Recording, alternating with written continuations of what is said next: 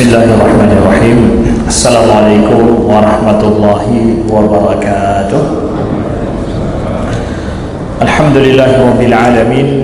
Nahmaduhu wa nasta'inuhu wa nastaghfiruhu wa nastahdihi wa na'udzu billahi min shururi anfusina wa min sayyiati a'malina. May yahdihillahu fala mudilla lahu wa may yudlil fala hadiya lahu. Asyhadu an la ilaha illallah wahdahu la syarika lahu wa asyhadu anna Muhammadan abduhu wa rasuluh.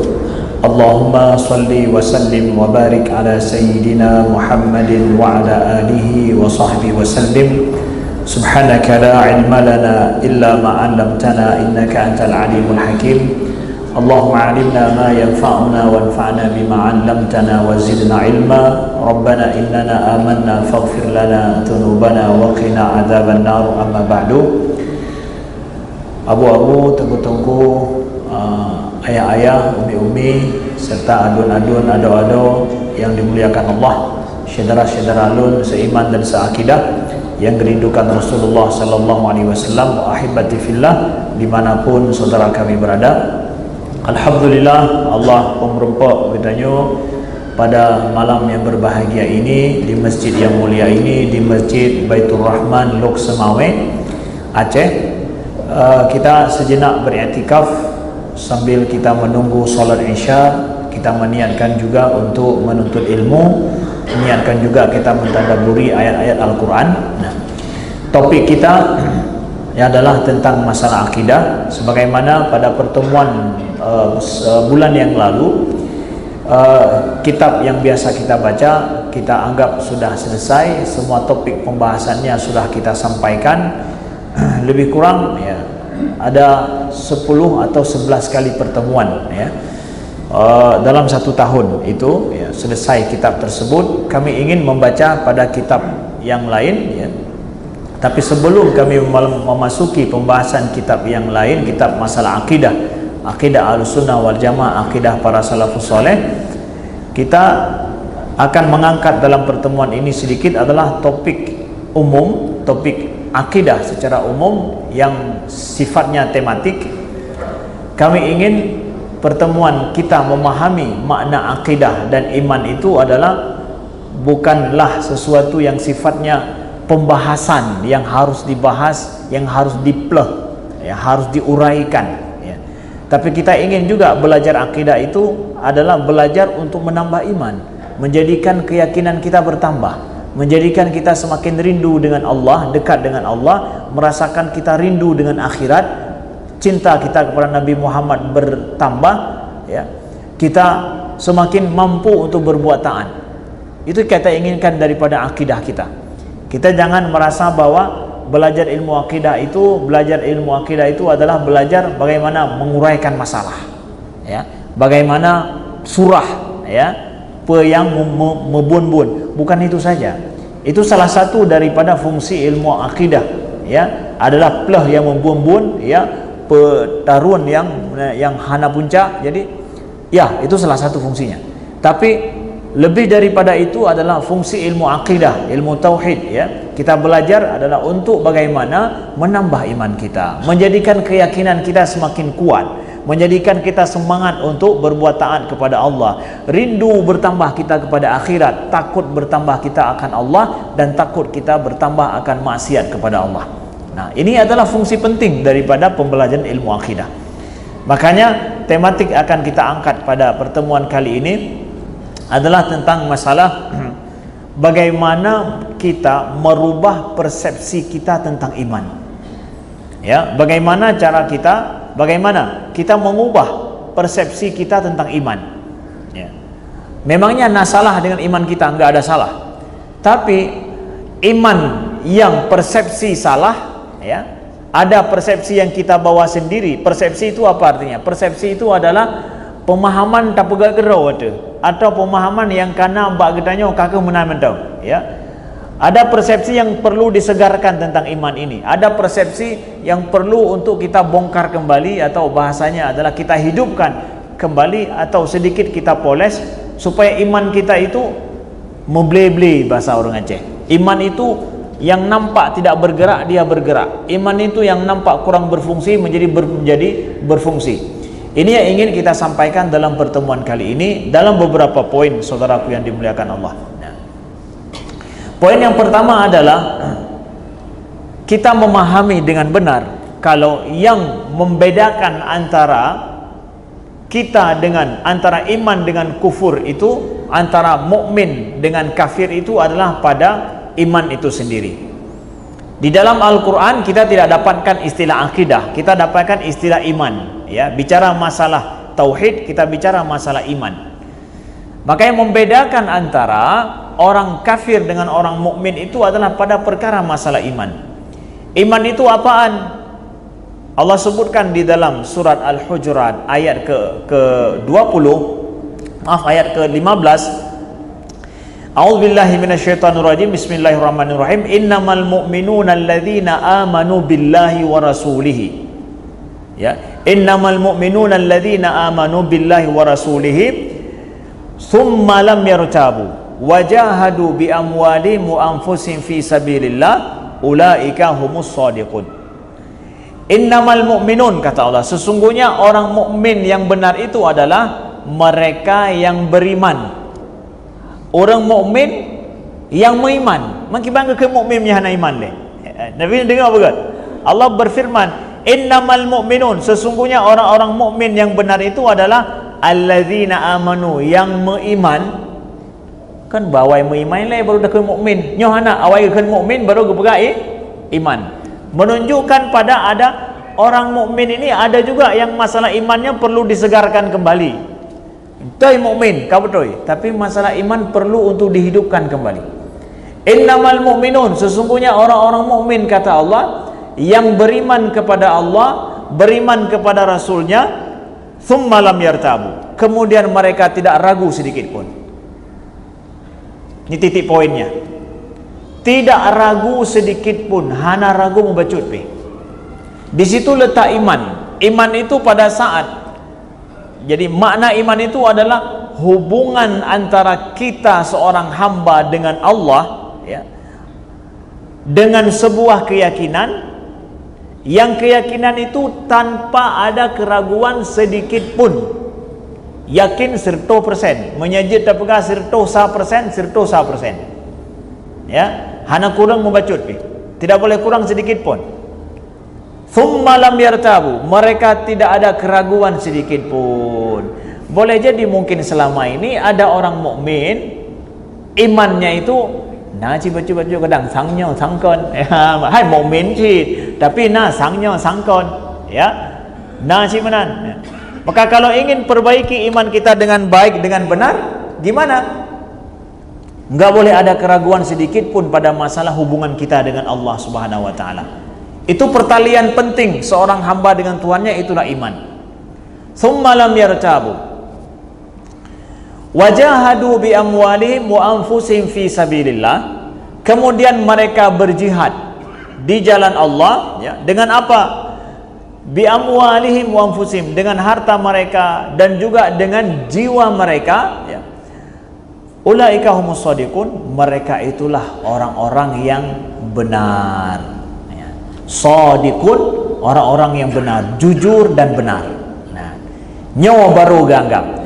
Jadi poin penting saudaraku yang dimuliakan Allah dalam masalah iman, iman itulah yang menjadikan kita bertaut dengan Allah. Tanpa ada iman, seorang hamba enggak ada bertaut dengan Allah sama sekali. Maka dia jadi kafir, enggak ada hubungan, tidak dirahmati oleh Allah, tidak disayangi oleh Allah, dan dia nanti pada hari akhirat akan neraka jahanam tempatnya. Dengan iman kita bertaut dengan Allah, kita hidup ada hubungan dengan Allah. Tapi hubungan yang gimana?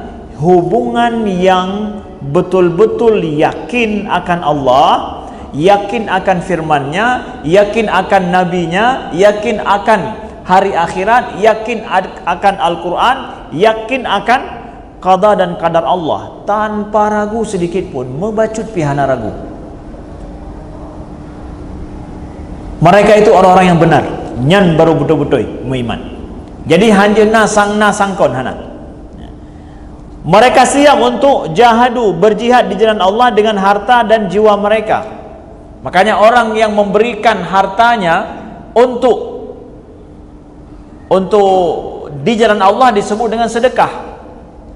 Orang memberikan harta di jalan Allah disebut dengan sedekah. Sedekah itu apa? Sedekah, yaitu adalah pembenaran, pembuktian jujur bahwa lun beriman. Ya, sedekah itu pembuktian jujur kalau saya beriman kepada Allah, disebut dengan sedekah. Ulaika humus shadiqun, mereka itulah orang-orang yang jujur, orang-orang yang benar, shadiqun. Kemampuan dia memberikan harta kecil atau besar di jalan Allah itu namanya sedekah. Pembuktian imannya kepada Allah Subhanahu wa taala. Jadi orang mukmin mengeluarkan harta namanya sedekah. Orang kafir mengeluarkan harta namanya donasi. Beda donasi dengan sedekah. Beda. Maka kalau kita mengumpulkan sumbangan-sumbangan misalkan ya, infak, jangan bilang donasi itu orang kafir bilang donasi, tapi orang muslim, orang mukmin bilangnya sedekah. Apa bedanya? Beda. Orang kafir memberikan donasi bukan sedekah. Yang dia berikan adalah berupa harta, yang harta itu sifatnya dia berikan kadang untuk lari daripada pajak. Ya, lari dari pajak, nggak kena pajak. Dia nggak kena pajak, perusahaannya bisa nggak kena pajak pada saat dia banyak berdonasi, memberikan hartanya itu atau laba mereka kepada kepentingan sosial, kepentingan orang-orang miskin, kepentingan untuk apa namanya, untuk orang sakit dan yang lainnya, untuk masalah alam, penjagaan alam, itu donasi. Nggak ada hubungan dengan Tuhan di situ, nggak ada. Itu donasi. Seperti perusahaan di Swiss terkenal perusahaan jam Rolex. Jam Rolex banyak sekali labanya setiap tahun, tapi nggak kena pajak sedikit pun. Kenapa? Karena dia sejak dari awal tercatat bukan perusahaan, tetapi adalah sebuah lembaga kemanusiaan yang memberikan menyumbang untuk kemanusiaan. Jadi dumnai mekat dumna lepeng Rolex hana kenang pakan donasinya banyak. Tapi orang muslim memberikan bukan donasi, tapi apa juga sedekah. Ketika dia memberi, itu bertaut pemberiannya itu dengan imannya kepada Allah Subhanahu wa taala. Walaupun sedikit, itu besar nilainya. Walaupun 2000 apa? Rupiah. Ya, itu kalau itu bermakna sedekah besar artinya di sisi Allah Subhanahu wa taala. Maka namanya sedekah. Maka kembali kami ingin sampaikan, nah, yuk kita perbaiki masalah iman kita, saudaraku yang dimuliakan Allah, dengan apa? Iman itu nggak boleh ada keraguan sedikit pun. Kepastian 100% ketika kita beriman kepada Allah Subhanahu wa taala. Nah, kalau demikian, orang yang sudah beriman itu akan menjadikan hatinya tenang. Harus tenang pasti. Orang yang sudah beriman kepada Allah hatinya harus tenang, ya. Makanya kenapa kata-kata iman itu diambil dalam bahasa Arab dari kata-kata amanah. Amanah itu aman. Seorang yang beriman kepada Allah harus sampai hatinya itu ke tahap aman. Dalam masalah apa kita merasa aman, Ustaz? Dalam semua masalah dalam hidup. Dalam semua masalah yang menimpa kita atau yang belum menimpa kita. Untuk masa depan kita atau masa lalu yang telah lewat. Bagaimana masa depan? Orang mukmin nggak gusar dia. Orang mukmin nggak susah, nggak bikin dia tidak bisa tidur malam. Enggak. Bagaimana dengan yang telah terjadi dengan saya? Dia akan pasrahkan kepada Allah. Dia akan selama waktu masih ada, dia akan perbanyak istighfarnya, akan perbanyak taubatnya, baik sangka dia kepada Allah ada. Ya, orang mukmin begitu. Ya. Karena Nabi mengatakan apa? Ana inda dhanni abdi. Ya, Allah berfirman, sesungguhnya aku sesuai dengan persangkaan hambaku. Nah, ini dia, saudaraku yang dimuliakan Allah. Orang mukmin imannya tanpa ragu, setelah itu hatinya tenang. Kenapa saat ini saya merasa saya beriman kepada Allah, tapi dalam setiap kejadian hidup saya gusar, susah. Ya, kemudian perleta-poles. Iman-iman golong terpoles dengan baik. Kenapa saya gusar? Kenapa saya merasa susah dengan permasalahan yang saya hadapi, dengan masa depan saya? Bagaimana kalau begini akan begini, begini akan begini. Kenapa? Kalau sebenarnya jalan yang kita tempuh itu benar, tidak ada haram di situ. Kalau seandainya ini adalah jalan ini yang saya tempuh dalam hidup saya, itu bisa diridhai oleh Allah, kenapa susah? Pakan ya, pakan ragu-ragu. Nahar minan hana cik sang de cik nyoy menurut longgalan yang ridhai Allah cik nyoy. Kabeh pakan ragu, pakan gusar. Perbaiki cara kita, tapi hati pasrahkan kepadanya. Iman, itu iman, saudaraku yang dimuliakan Allah. Makanya kata para ulama, paling disukai seorang hamba, paling disukai oleh Allah adalah pada saat dia mampu menggantungkan hidupnya kepada Allah 100%. Dia mampu menggantungkan hidupnya kepada Allah. Batinnya, hatinya itu bergantung 100% kepada Allah Subhanahu wa ta'ala. Makanya disukai oleh Nabi. Nabi katakan kepada kita, siapapun bahkan hilang tali sendalnya disuruh minta sama Allah. Tali sendal kita putus, minta ganti sama Allah, minta sama Allah. Kenapa kita beriman ini? Dalam perkara hidup lebih cepat ingat kepada makhluknya ketimbang kita ingat kepada Allah ketika kita butuh. Pada saat kita perlu tiba-tiba duluan ingat makhluk Tuhan daripada ingat Allah. Bagaimana tingkat iman kita menjadikan kita lupa sama Allah pada saat terjadi, pada saat terjadi sesuatu tiba-tiba. Puimannya, ya. Puiman yang ketika perleh tiba-tiba tuangan Tuhan makhluk lebih awal itu. Puimannya. Semestinya akan pada saat kita perlu seperti itu, saat butuh tiba-tiba, selalu yang tampak Allah di depan mata kita, duluan Allah yang kita ingat, baru kemudian makhluknya. Kan begitu. Nyo awai ingat limboi tau. Oh na populan tenang menteng. Hana dah berah ya Allah. Nyo na masalah. Ya Nabi ya Allah. Awai dah berah apa Allah ile, awai dah telefon Allah ile. Ya Allah menom Nabi ya Allah. Lenya baru tinggal tu. Oh mungkin jid Allah tolong kita melalui populan. Mungkin Allah bisa tolong kita melalui fulan. Udah kita telepon ke sana. Kita udah kasih tahu ke atas. Kita kabarkan dulu sama Allah. Setelah itu mungkin bantuan Allah sampai melalui fulan, melalui ini, melalui itu. Kan begitu. Ya.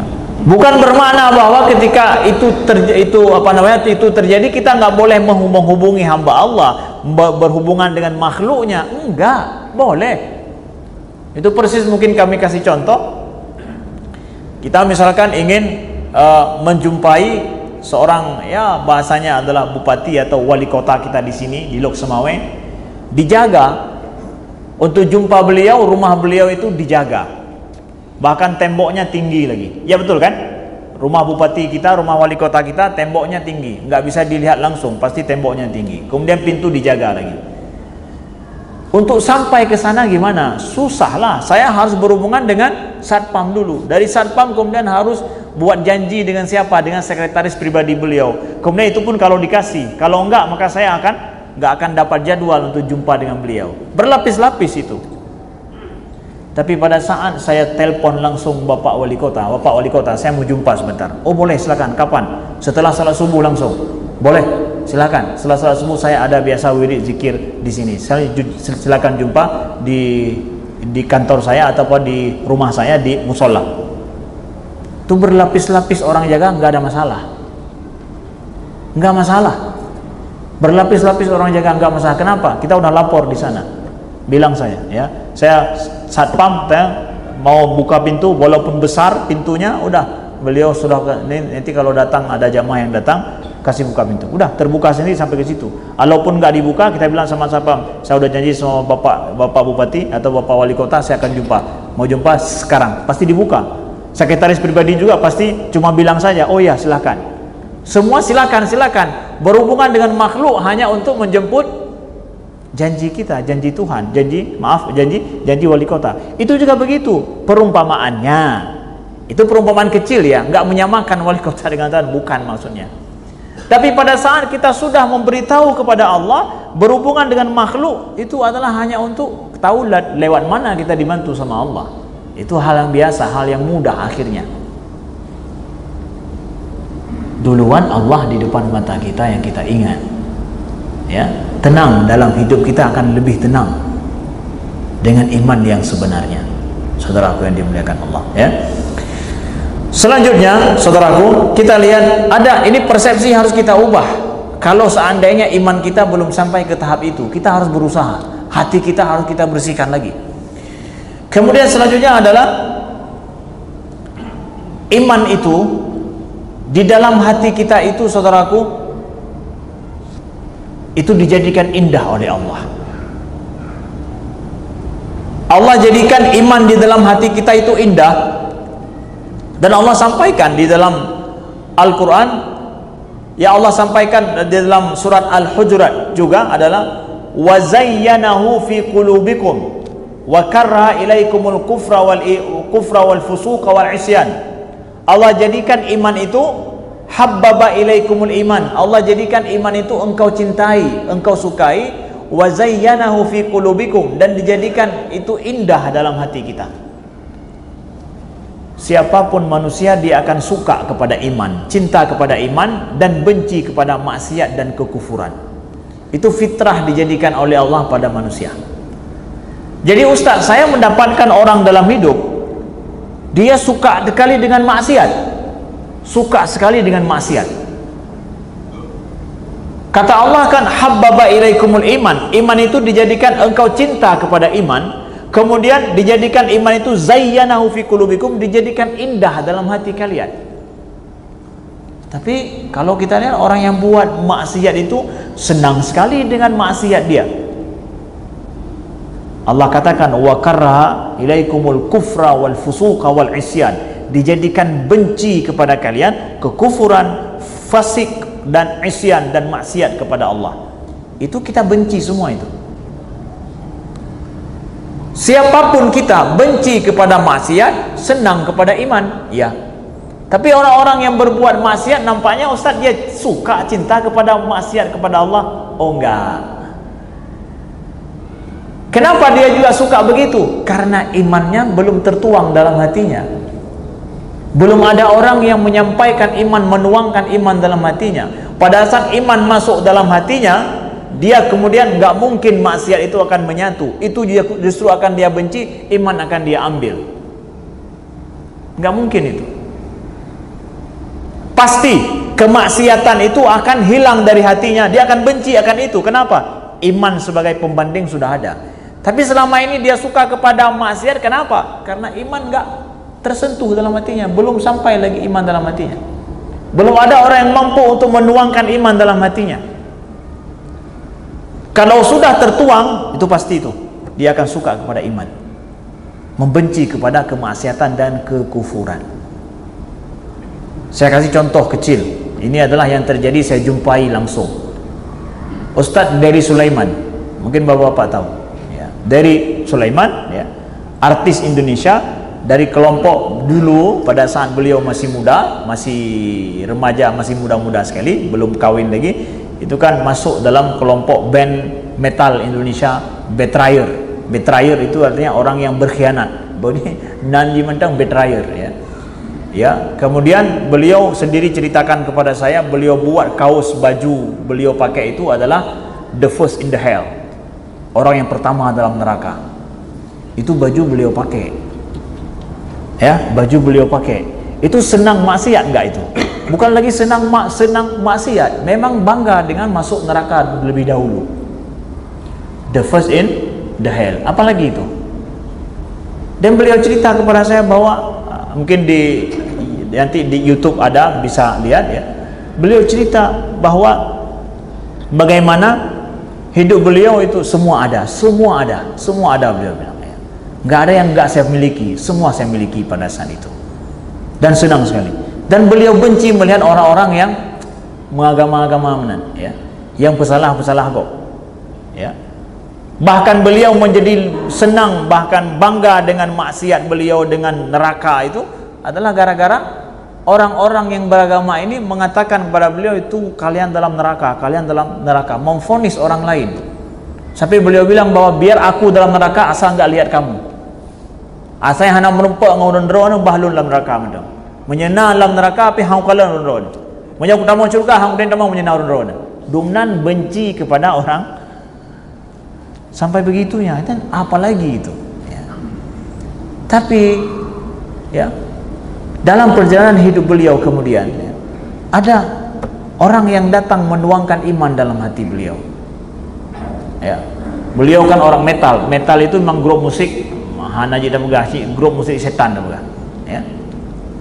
Ada yang membersamai beliau ketika lagi latihan musik. Ini ada yang datang duduk menyemangati beliau dulu, disemangatkan, bagus performanya, bagus ya, semangati dulu ya, performanya bagus ya, dibersamai dulu ya.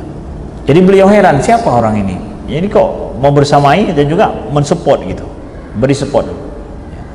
Kemudian setelah itu merasa heran dengan orang ini, beliau pun diajak ya. Itu kalau penampilan nanti, kalau ada sholat itu penampilan akan lebih bagus ya. Memangnya saya seperti ini bisa sholat, buat apa saja boleh, yang penting sholat jangan tinggal. Nah, kau pertama lebih cut pegat dempu je, yang penting sholat jangan tinggal. Saya seperti ini bisa sholat juga, ya bisa lah, kenapa enggak ya. Kau pertama mecut, beliau merasa nggak disalahkan dengan buatnya ini pun ya. Akhirnya beliau mencoba untuk ya solat, penampilan solat, lehnya kahana mengalih, kahana mengapa penampilan kahana mengalih, kenapa sudah enak solat. Nah, dan dituangkan sedikit-sedikit ya, dituangkan sedikit-sedikit. Nah, kemudian dibersamai beliau, diajak dengan cara yang baik, dengan cara yang bijak ya. Tidak dari awal disalahkan, nyo neraka wakah nyo yang macam-macam, tidak disalahkan, dibersamai begitu. Sampai akhirnya beliau insaf, beliau tinggalkan itu semua ya, bahkan nggak sendirian, dengan grup beliau dan yang lain, dan beliau sekarang menjadi pendakwah yang mendakwahkan para musisi-musisi seniman untuk kembali kepada biaya yang salah tinggalkan, yang betul-betul mendatangnya pokok. Itu kan yang Allah sampaikan, habbaba ilaikumul iman. Allah jadikan iman, engkau cinta kepada iman, dan dijadikan indah iman itu dalam diri kalian, dan dijadikan kalian benci akan itu. Nah, orang-orang yang kadang belum merasa benci kepada iman, justru senang dengan itu karena iman belum tertuangkan dalam hatinya. Kalau udah tertuangkan, nggak mungkin, pasti itu akan hilang sendiri. Yang pada saat itu beliau sendiri ya, beliau tanya, apa sih caranya saya ini bisa hidup sesuai dengan sunnah Nabi? Paling kurang sunnah Nabi itu apa yang saya buat? Paling kurang. Begitu udah rindu ingin mengikuti sunnah Nabi ya. Guru yang mengajarkan beliau di awal itu, ya paling kurang baju lah, sesuaikan bajumu dengan sunnah Nabi, sesuai dengan ini. Dari baju yang bagus sampai sorban juga sunnah Nabi, iya ya. Akhirnya apa? Beliau pakai sorban. Jadi begitu baru taubat itu langsung pakai sorban. Kawan beliau lihat yang betrayer itu geleng-geleng kepala, gila kamu ini, siapa kok bisa mengubah menan ya? Iman sudah masuk dalam hati, itu nggak ada cerita apa-apapun. Makanya beliau ceritakan kepada kami bahwa saya tidak akan pernah buang sorban saya. Nah, karena apa? Ini paling kurang sunnah yang saya tahulah, yang bisa saya buat. Udah. Nanti selanjutnya bisa nonton di YouTube, yaitu ada podcast saya buat bersama dengan Ustaz dari Sulaiman ketika saya di Jabodetabek ya, di masjidnya. Baik, kita lanjutkan. Nah, iman itu indah dalam hati kita, itu buktinya juga. Salah satu contoh kecil. Nah, maka orang-orang yang hari ini, maaf kawan, ada saudara kita mungkin yang kita lihat ya, kenapa masih berkecimpung dengan maksiat? Kenapa sanggala tak kepada maksiat? Bukan gara-gara suka dia akan itu, dia belum tertuang iman pada hatinya. Dia sedang menantikan siapa yang mampu menuangkan iman dalam hatinya dengan cara yang baik. Walaupun baca-baca mencerek, punuh gerau ya, punuh gerau. Itu yang diperlukan oleh saudara kita. Maka yakin dengan firman Allah, iman itu adalah sesuatu yang diikan kita cinta akan iman itu dan indah dalam hati kita. Nah, selanjutnya saudaraku yang dimuliakan Allah, kita harus paham juga bahwa Allah jadikan semua pada diri kita ini adalah untuk mendukung iman kepada Allah Subhanahu wa taala. Ya. Allah jadikan otak kita, dijadikan mata kita, dijadikan mulut kita, dijadikan telinga kita, dijadikan panca indera semuanya. Allah jadikan juga tangan kaki kita. Itu semua adalah untuk mendekatkan diri kita kepada Allah Subhanahu wa taala. Itu semua ada tujuannya, Allah berikan, Allah jadikan. Di dalam laut ditemukan ikan yang berada 200 meter lebih ke dalam laut, itu udah nggak lagi melihat cahaya matahari. Jadi cahaya matahari nggak tembus lebih daripada 200 meter di bawah laut. Sedangkan ikan yang hidup sampai 1 kilometer di bawah laut itu udah nggak punya mata. Ada ikan yang dia hidup sampai 1 kilometer di bawah laut. Laut itu dalam sekali, ya, berkilo-kilo ke dalam. Ya. Makin ke dalam tekanan arus laut semakin kuat. Ada ikan-ikan tertentu yang hidup dia itu di bawah laut itu nggak punya mata. Kenapa? Yang nggak ada cahaya. Dia nggak perlu kepada mata. Sedangkan ikan yang kita tangkap selalu yang kita makan punya mata. Kenapa? Dia hidup di radius ya pada sirtoh 200 km kan. 200 meter kan. Itu tapi dia perlu kepada cahaya, lompat-lompat di atas lagi. Dia punya mata. Sedangkan yang di bawah sana nggak punya mata. Karena mata nggak berfungsi dalam hidupnya bagi dia, karena dia tidak melihat cahaya. Sekarang kita diberikan oleh Allah mata, kita diberikan oleh Allah otak kita, akal diberikan oleh Allah Subhanahu wa taala. Nah, akal yang diberikan ini lebih banyak kita pakai untuk apa? Mata kita ini lebih banyak kita pakai untuk apa? Telinga kita ini lebih banyak kita pakai untuk apa? Berharga enggak akal itu? Berharga sekali. Saya buat sebuah contoh begini, ilustrasi lain. Ada cek, ya, model zaman dulu lah, cek untuk ngambil uang. Tertulis di situ misalkan 500 juta. Cek diberikan 500 juta. Ya, cek 500 juta. Kertasnya berharga hanya menyetangi dengan kertas lain kan sama. Kita bandingkan dengan kertas yang lain kan sama. Tapi ini cek loh, bukan tisu. Ya, bukan tisu, tapi ini cek. Di dalamnya ada harga 500 juta. Yang benarnya apa saya buat dengan cek ini? Saya simpan dan saya bawa ke bank. Kemudian saya simpan dengan baik dan saya bawa ke bank untuk saya tukar, bisa ambil uang. Pada saat cek yang seperti itu berharga sekali, kertas ini nih, kertas cek, saya pakai untuk lap meja apa yang peroi kacoknya, cok cek lap meja. Nah, fungsi apa hana? Fungsi enggak? Cek yang 500 juta itu ada air jatuh sedikit, saya lap meja, fungsi enggak? Bisa ngelap meja enggak? Bisa lah, membersihkan meja juga. Tisu membersihkan meja, ini juga membersihkan meja.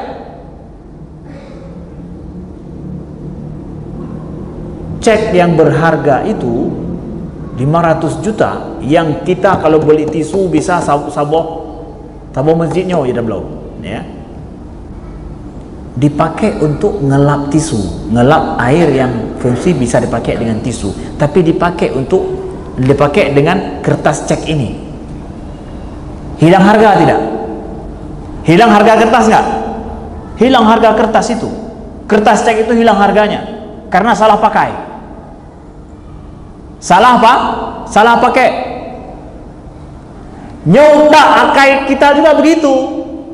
Akal yang sudah diberikan oleh Allah itu bisa sampai kepada Allah, tapi ya uro-uro hari-hari hanya bisa ngumpulin duit aja.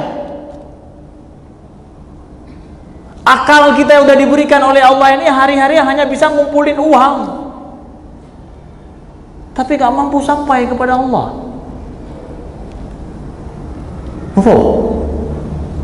Paham gak? Dengan ilustrasi tadi. Nih, Allah berikan akal ini berharga sekali loh. pikiran kita diberikan oleh Allah. Bapak Ibu sekalian, ya. Persis seperti cek tadi, itu berharga sekali kalau sampai ke bank. Nih, cek ini sampai ke bank itu berharga sekali loh. Itu duit bank dong.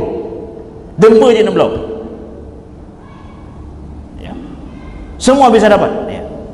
Akal Allah berikan akal kepada kita juga begitu. Akal ini harus bisa menyampaikan kita kepada Allah. Tapi hari-hari ternyata akal ini hanya mampu kita pakai untuk ngumpulin uang semata. Gak sampai kita kepada Allah. Nah, salah pakai kan? Hai mengguna acin manfaat, gimana manfaat teman? Tapi persis seperti tisu tadi dipakai untuk ngelap meja, pakai apa? Pakai cek itu.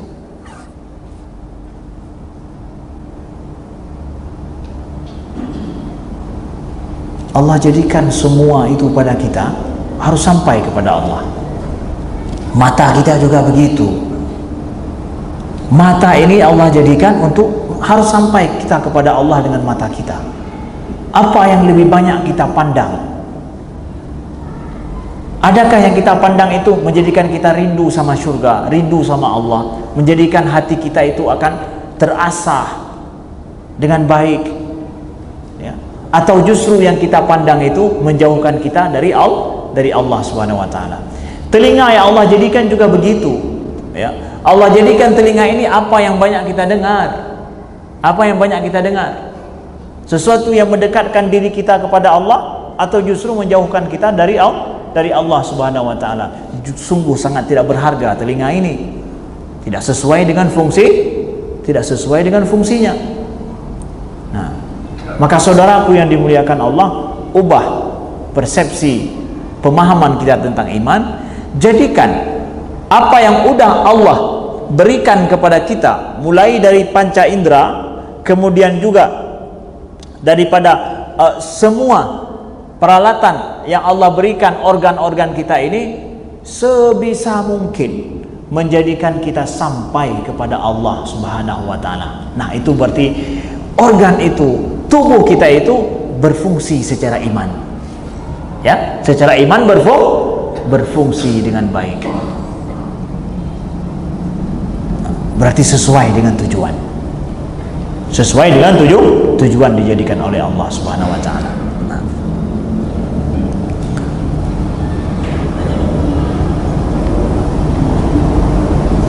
Jelas ya? Jelas? Ya. Jam berapa kita azannya? 55 atau 50? 55 ya? Di sini 55. Oke, ya.